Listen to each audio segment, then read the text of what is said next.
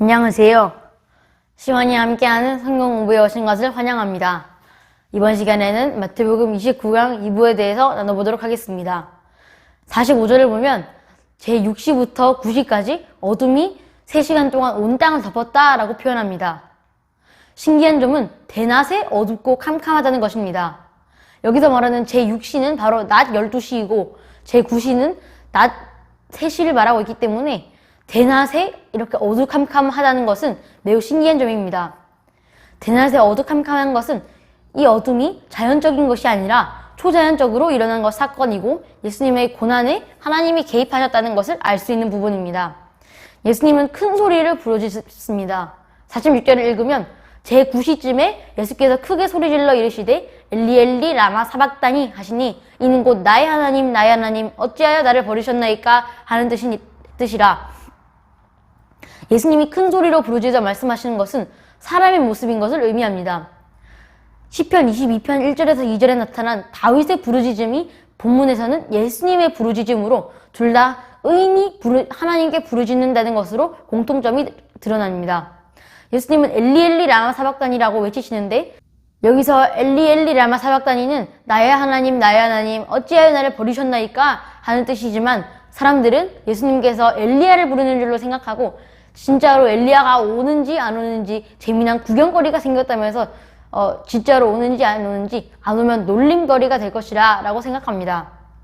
버림받으신 예수님은 하나님 아버지에게서도 철저한 외형 속에서 인간의 고통을 온전히 받으시는데 예수님이 모두에게서 버림받은 채 고난을 받고 있었다는 사실은 예수님의 부르짖음과 시편 22편 1절에서 2절의 의인의 부르짖음에서 나타나게 됩니다.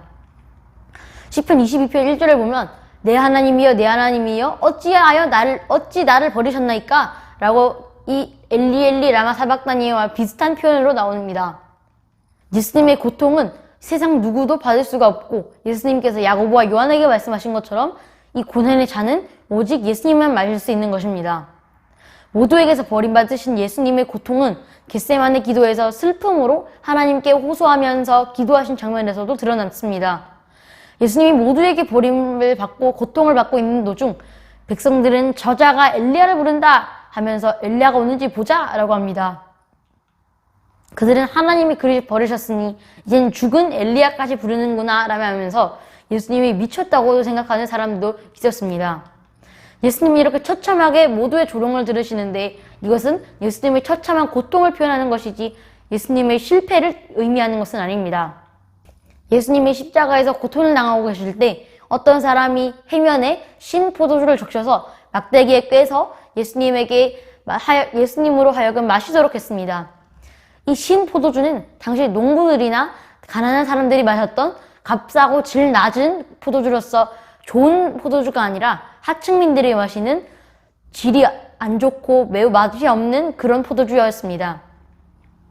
49절을 보면 그 남은 사람들이 이르되 가만두라 엘리야가 와서 그를 구원하자 보자 하더라 라고 나오는데 49절과 48절의 내용을 연결해보자면 포도주를 적셔준 사람들은 예수님을 향한 동정심 때문에 이 포도주를 준 것이 아니라 바로 생명을 더 연장시켜서 정말로 엘리야가 오는지 확인하려고 또 예수님께서 이 신포도주를 마시는 것을 보면서 또 예수님을 조롱하려고 제공한 것으로 보입니다.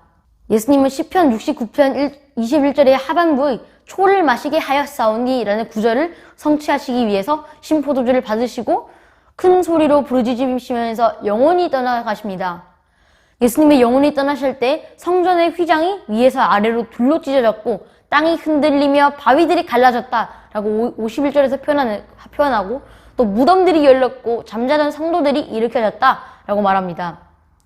당시 죽은 사람들의 시체는 큰 돌 사이에 틈이 있었는데 돌이 갈라지고 무덤이 열리는 것은 바로 예수님의 죽음이 부활로 연결된다는 것을 암시하고 있습니다.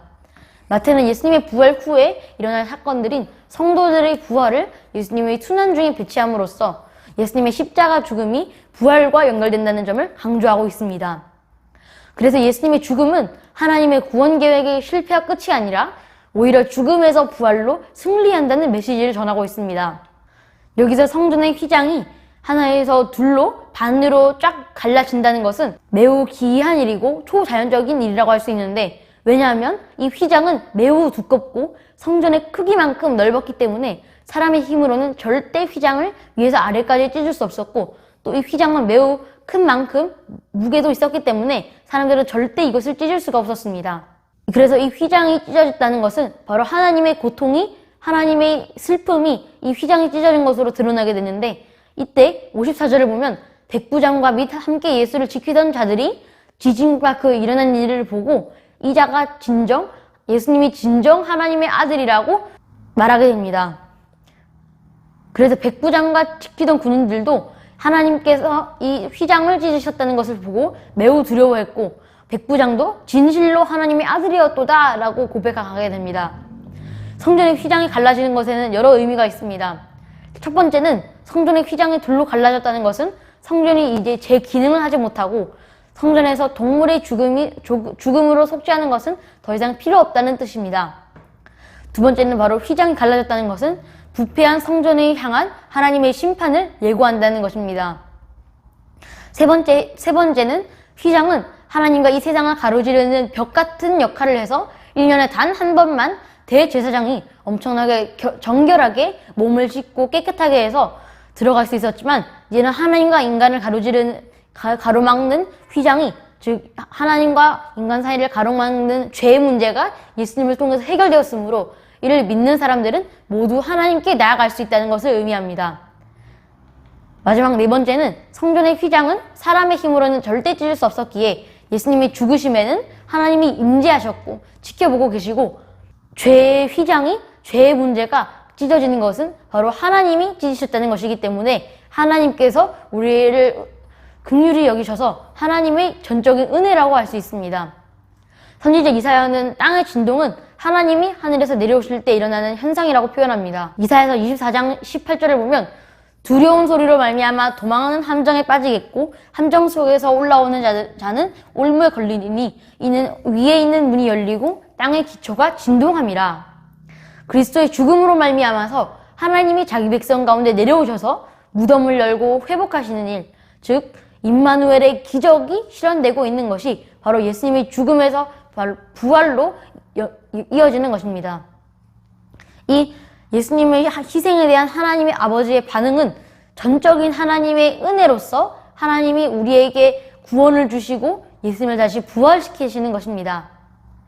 이 하나님의 은혜는 오직 예수님의 죽음으로만 이루어지는 것이지 사람의 노력이나 행위로서는 이룰 수가 없습니다. 로마 군인들이 예수님을 진정 하나님의 아들이라고 고백하는 장면은 예수님의 죽음을 통해서 이방인들도 구원을 받을 수 있다라는 것을 암시하고 있습니다. 또 로마 군인들에게도 허락된 하늘나라의 비밀은 바로 예수님이 하나님의 아들이시고 그분은 자신들의 죄를 짊어지시고 우리를 죄에서 해방시키기 위해서 오셨다는 사실입니다. 로마 군인들이 예수님의 신분을 알게 되었다는 것은 바로 베드로처럼 예수님을 하나님의 아들로 고백하고 하나님에게 구원을 얻고 하나님의 무한한 그 은혜를 누릴 수 있다는 것을 의미합니다. 마태는 이 말씀에서 예수님의 죽음이 바로 이방인들을 향한 사역이 시작될 것이고 이방인들을 향한 구원의 역사가 시작될 것을 의미하고 있고 알려주고 있습니다. 로마인들에게 하나님의 아들이라는 것은 바로 자신들의 황제인 가이사를 뜻하는 말이었습니다. 하지만 이제 이 로마 백부장들과 군인들은 로마에 있는 황제가 하나님의 아들이 아니라 바로 십자가 달려있는 저 죄수가 바로 자기들이 진정으로 섬겨야 하는 하나님의 아들이라는 것을 깨닫습니다. 그들은 이제까지 로마 황제에게 충성을 다하고 순종했으나 이제는 충성과 순종의 대상이 로마 황제가 아니라 십자가에 달려있는 예수님으로 바뀝니다. 이어서 55절에서는 예수님을 버린 제자들과 또 예수님을 팔아버린 갈로디다와 하는 대조에는 예수님의 죽음과 부활의 3증인이 나옵니다. 이들은 바로 세 여인들이었는데 예수님의 죽음과 부활의 증인은 당시 훨씬 더 신뢰도가 높고 사회적으로나 지위적으로나 우위에 있던 남성들이 아니라 이 증인들은 여인들이었습니다. 세 여인들은 예수님께서 고난을 받으시고 죽으시고 무덤에 들어가서 부활하기까지 끝까지 함께하고 예수님을 장례를 치르려고 아침 일찍까지 와서 예수님을 섬겼던 자들입니다. 이들은 무덤까지 예수님을 따르고 예수님의 부활을 본 첫 번째 증인들이었고 그리스도가 마지막 순간에 일어난 사건들을 보증할 수 있고 증명할 수 있는 현장의 목격자들이라고 할 수 있습니다. 그들은 막달라 마리아와 야고보와 요셉의 어머니와 세베대의 아들들의 어머니입니다. 저녁이 되었을 때 아리마대 출신의 요셉이라는 제자가 빌라도를 찾아와서 예수님의 시체를 주시오라고 부탁합니다. 유대 문화에서는 저녁이 되면 새로운 하루가 시작되었기 때문에 예수님의 죽음 이후 새로운 하루가 시작되었고 이 새로운 날은 바로 안식일이라고 할 수 있습니다. 유대 문화에서는 저녁이 되면 새로운 하루가 시작되었기 때문에 예수님의 죽음 이후 새로운 하루가 시작되었다고 할 수 있습니다. 예수님은 금요일 안식일 전날에 돌아가셨기 때문에 금요일 저녁은 바로 안식일이 시작되기 몇 시간 남지 않은 매우 시간이 촉박한 상황이었습니다. 안식일에는 일을 하면 안 되고 만약에 일한다면 죽임을 당한다 라고 출애굽기 말씀에서 나왔기 때문에 출애굽기 31장 15절에서 16절에서 말했기 때문에 요셉은 빨리 예수님의 시체를 수습해야 했을 것입니다.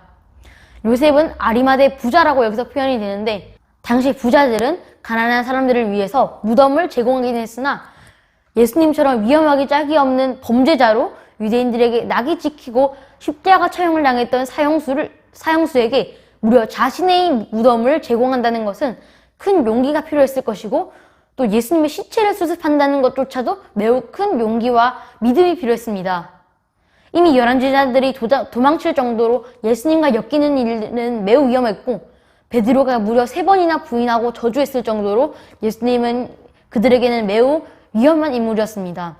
요셉은 예수님께서 돌아가셨으나 장례를 치러주는 것이 옳다고 생각해서 빌라도에게 위험을 무릅쓰고 가서 시체를 찾아와 장례를 치릅니다. 요셉은 안식일이 시작되기 전에 빨리 예수님을 묻고 장사해야 하기 때문에 찢겨진 예수님의 몸을 존귀하게 다루기 위해서 최소한의 조치만을 취해서 세마포로 예수님의 몸을 싸서 새 무덤에 예수님을 두었고 큰 돌로 무덤을 막았습니다.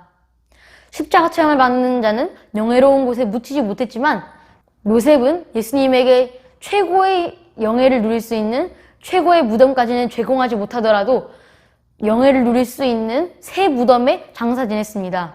결론을 짓도록 하겠습니다. 요셉과 여자들은 위험을 무릅쓰고 예수님의 시체를 수습하고 무덤에 들어가서 끝까지 예수님을 지켰습니다. 이 행동은 예수님을 최우선으로 생각한다는 본문의 교훈과는 결맞는 모습입니다. 가룟유다처럼 예수님을 배반하거나 아니면 가룟유다처럼 예수님을 이익의 수단으로 삼거나 베드로처럼 예수님을 일시적으로 믿고 자신에게 위기가 올 때 예수님과의 관계를 끊어버린다면 그것은 진정 그리스도인이 아닙니다. 여러분들도 이 아리마대 요셉과 세 여인들처럼 예수님을 진정으로 믿고 예수님을 진정으로 사랑하고 예수님을 최고의 가치로 여기는 분이 되시기를 축복합니다. 감사합니다.